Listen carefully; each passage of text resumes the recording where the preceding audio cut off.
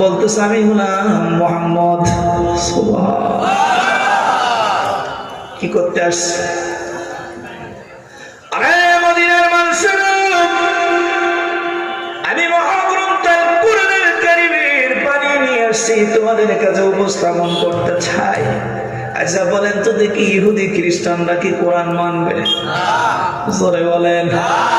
আবার নবীজির প্রতি উত্তরে ইহুদিরা ডাক দিয়া বললেন, খ্রিস্টানেরা ডাক দিয়া বললেন, তোমার নাম হলো মুহাম্মদ, তুমি একজন নবী, তার কি কোনো দলিল আদিল্লা আছে?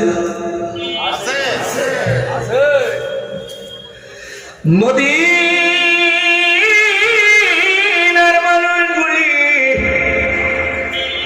ডাক দিয়ে বলে, তোমার কথা আমরা মানতে রাজি।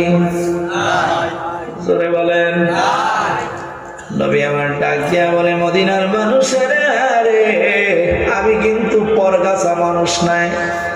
এই মদিনার ভিতরে বড় মাপের ব্যবসায়ী ওহাব জহুরীর নাতনি আমি।